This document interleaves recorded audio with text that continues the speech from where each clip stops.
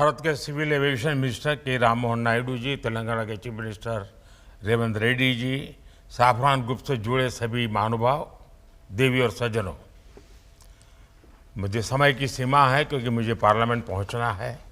राष्ट्रपति जी का कार्यक्रम है, इसलिए मैं लंबी बात न करते हुए बहुत तेज़ी से कुछ बातें बता करके अपनी बात मैं पूरी करूंगा। आज से भारत का एविएशन सेक्टर एक नई उड़ान भरने जा रहा है। साफरान की नई फैसिलिटी भारत को एक ग्लोबल एमआरओ हब के रूप में स्थापित करने में मदद करेगी।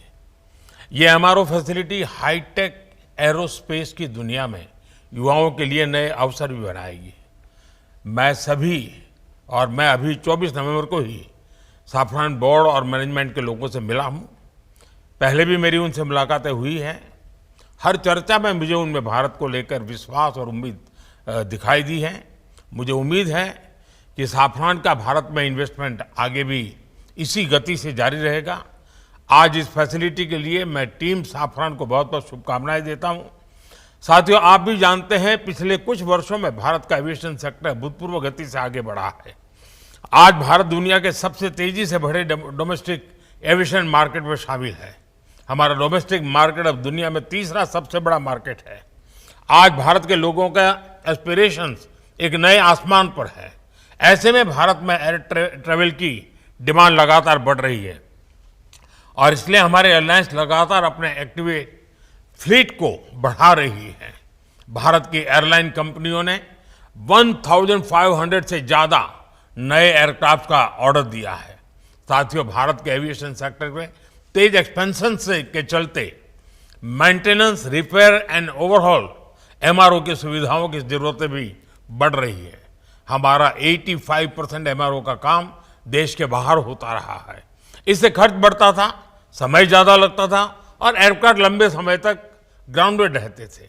ये स्थिति भारत जैसे विशाल एविएशन मार्केट के लिए ठीक नहीं थी। इसलिए आज भारत सरकार देश के दुनिया के एक बड़े एमआरओ केंद्र के रूप में विकसित कर रही है। अब पहली बार देश में एक global OEM deep level servicing की सुविधा स्थापित कर रहा है।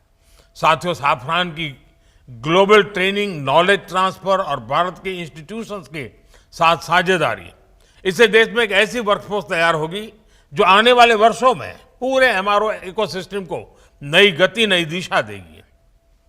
इस फैसिलिटी से देश के दक्षिण भारत के नौजवानों के लिए रोजगार के अनेक अवसर बनेंगे और हम सिर्फ एविएशन एमआरओ तक सीमित नहीं रहना चाहते।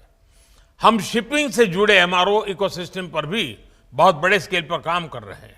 साथियों, हम हर सेक्टर में डिजाइन इन इंडिया को भी बड़े पैमाने पर प्रमोट कर रहे हैं। मैं साफरान की टीम से आग्रह करूंगा कि आप भारत में एयरक्राफ्ट इंजन और कंपोनेंट डिजाइन की संभावनाओं को भी एक्सप्लोर करें। इसमें एमएसएमईज का हमारा बहुत बड़ा नेटवर्क और हमारा युवा टैलेंट पूल आपको बहुत मदद करेगा। साफरान एरोस्पेस प्रोपल्शन सिस्टम पर बड़े स्तर पर काम करता है। मैं चाहूंगा कि आप प्रोपल्शन डिजाइन और मैन्युफैक्चरिंग के लिए भी भारत के टैलेंट और अवसरों का उपयोग करें।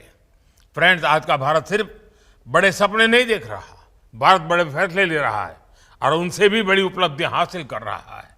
We are dreaming big, doing bigger and delivering best. और भारत का बहुत जोर ईज ऑफ डूइंग बिजनेस पर है। साथियों, ग्लोबल इन्वेस्टमेंट और ग्लोबल इंडस्ट्रीज को आकर्षित करने के लिए हमने स्वतंत्र भारत के कुछ सबसे बड़े रिफॉर्म्स किए हैं। पहला, हमने अर्थव्यवस्था के दरवाजे खोले। दूसरा, हमने अपनी फंडामेंटल्स को और मजबूत किया। तीसरा, हमने बिजनेस को आसान बनाया।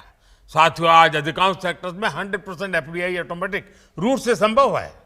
डिफेंस जैसे सेक्टर जहां पहले प्राइवेट सेक्टर को जगह नहीं थी, वहां भी 74% तक एफडीआई ऑटोमेटिक रूट से खोल दिया गया है। स्पेस सेक्टर में भी बड़ी अप्रोच अपनाई गई है और इन कदमों ने दुनिया को साफ संदेश दिया है, India welcomes investment, India welcomes innovation. Production link incentive schemes ने ग्लोबल मैन्युफैक्चरर्स को मेक इन इंडिया की ओर आकर्षित किया है।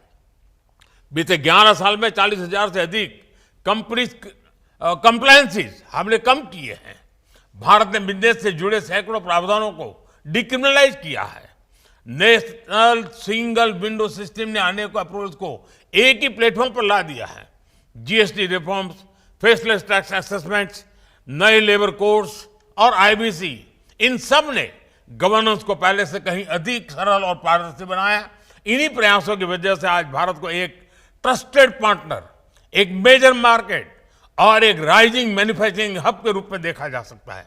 साथियों, भारत के पास तेज ग्रोथ है, स्थिर सरकार है, रिफॉर्म से जुड़ा माइंडसेट है, बहुत बड़ा यंग टैलेंट पूल है, एक विशाल डोमेस्टिक मार्केट है और सबसे खास बात, भारत में निवेश करने वालों के लिए हम सिर्फ इन्वेस्टर नहीं बल्कि को क्रिएटर मानते हैं। हम उन्हें विकसित भारत की जर्नी के स्टेक होल्डर मानते हैं। इसलिए मैं सभी इन्वेस्टर से कहूंगा, India is proving why betting on India is the smartest business decision of this decade. एक बार फिर आप सभी को इस आधुनिक एमआरओ फैसिलिटी के लिए मैं बहुत बहुत बधाई देता हूं।